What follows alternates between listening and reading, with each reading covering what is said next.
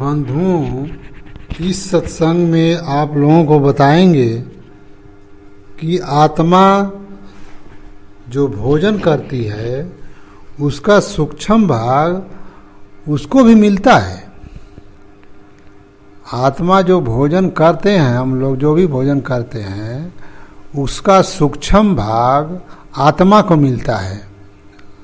अब बंधुओं, आप लोगों को बता रहे हैं कैसे कैसे मिलता है। जो भी हम भोजन करते हैं तो जो हम उसमें तत्व पचाते हैं उसका जो मोटा भाग है स्थूल शरीर को मिलता है। भोजन का मोटा भाग पचा हुआ स्थूल शरीर को मिलता है। अब भोजन का मोटा वाला भाग से नीचे वाला भाग जो है सूक्ष्म शरीर को मिलता है, और सूक्ष्म शरीर से भोजन का मोटा थोड़ा नहीं बंधु, थोड़ा विचार करिएगा थोड़ा सा यहाँ पर। भोजन का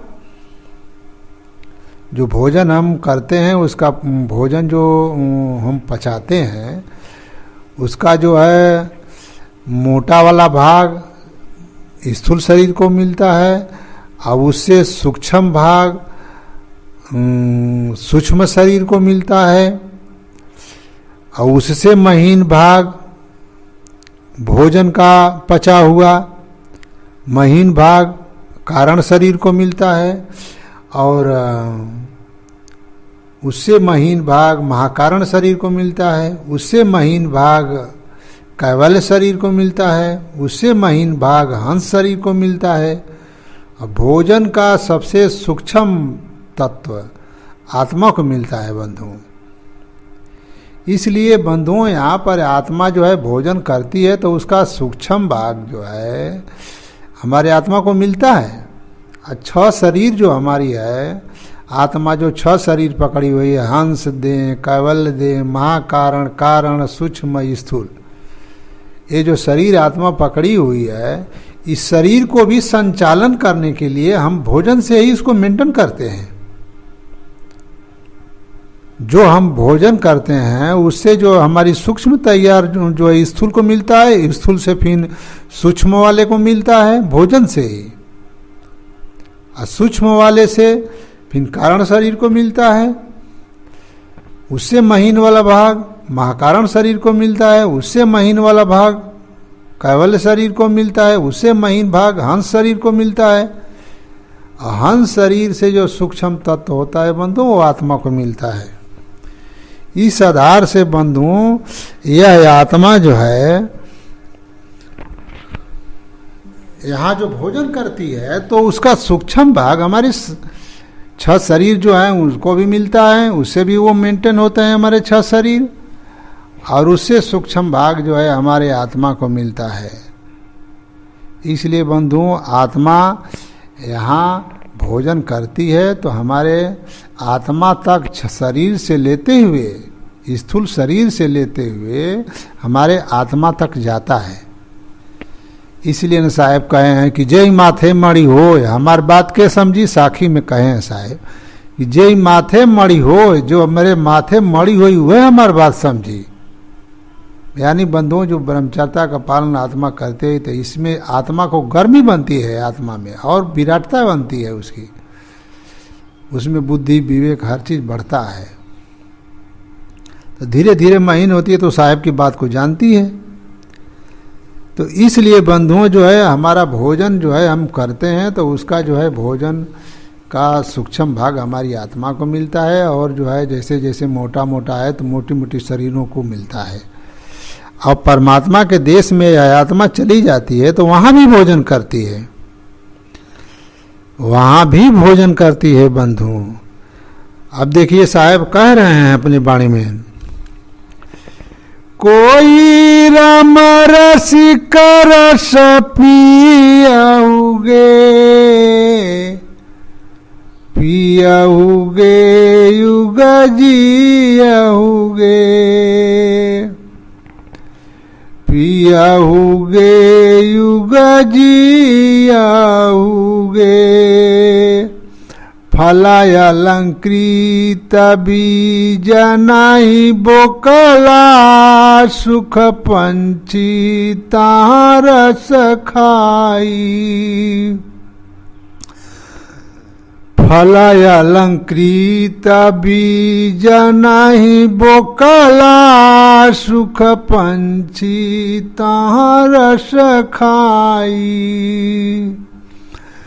चूए न बूंद अंग नहीं भीजे दास भंवर संग संग लाई। कोई राम रसिक रस पियउगे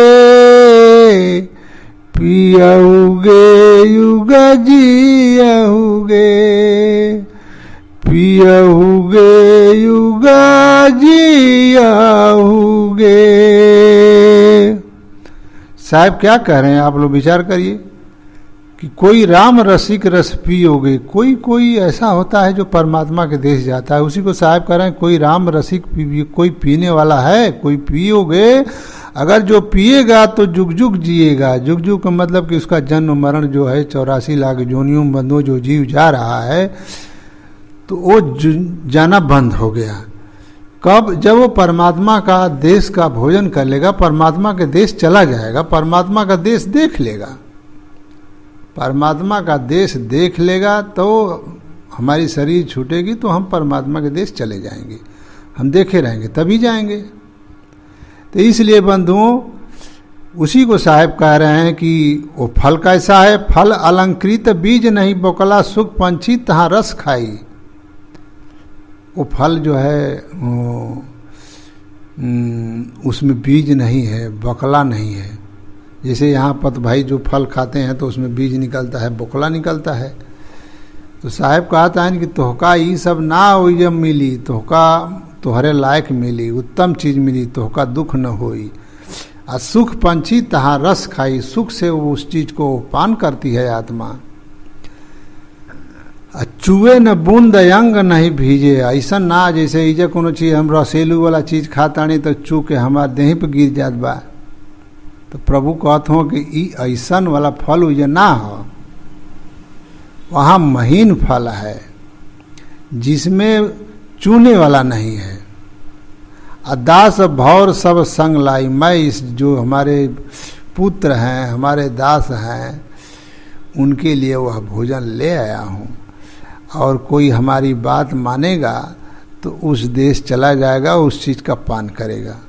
तो इसलिए बंधु हमारे कहने का तात्पर्य बीजक में साहिब जो है 20वीं जो है शब्द प्रकरण में बता रहे हैं।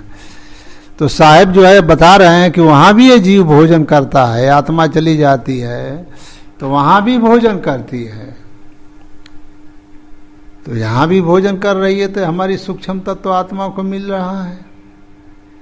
इसलिए बंधुओं जो भोजन हम लोग करते हैं उसमें जो है हमारी आत्मा को भी उसका सबसे सूक्ष्म तत्व हमारी आत्मा को मिलता है। और उससे जो मोटाऊ वाले हैं तो जैसे स्थूल है तो उसको मिलता है मोटा वाला तत्व, उससे महीन वाला सूक्ष्म को मिलता है। ऐसे हंस शरीर तक बंधुओं ये स्थूल शरीर ये तत्व मिलता है, क्योंकि ये 6 शरीर हमारी सदैव लगी रहती हैं बंधु, हमारे साथ जुड़ी रहती हैं, हमेशा रहती हैं। लेकिन ये है कि स्थूल जब हम छोड़ते हैं तब तो सूक्ष्म के आधार पर हमारी फिर तैयार हो जाती है। 5 शरीर हमेशा रहती है, लेकिन जब हम शरीर छोड़ते हैं तो एक को सेकेंड नहीं लगेगा। यह शरीर जब हम छोड़ते हैं तो ज्यों छोड़ेंगे त्यों हमारी स्थूल शरीर तैयार हो जाती है। तो इस आधार से बंधुओं यहाँ आत्मा जो है भोजन करती है तो वो आत्मा तक भी जाता है। इसलिए इस आत्मा में जो है, जो आत्मा साधु संत में बहुत जन्म तक रहती है तो उसमें उतना गर्मी हो जाती है, उतना विवेक हो जाता है कि वो हर बात समझ लेती है परमात्मा की, और समझ करके वो देश चली जाती है। तो इसलिए बंधुओं हमारे जो है भोजन का, तो इसी सत्संग में आप लोगों को मैं यही बात बताना चाह रहा था कि आत्मा भोजन करती है तो जो भोजन हम करते हैं तो शरीर भोजन करती है, वो हमारी आत्मा तक जाता है। अब बंधु मैं वाणी यहीं से अपना विराम करते हैं। शाही बंदगी।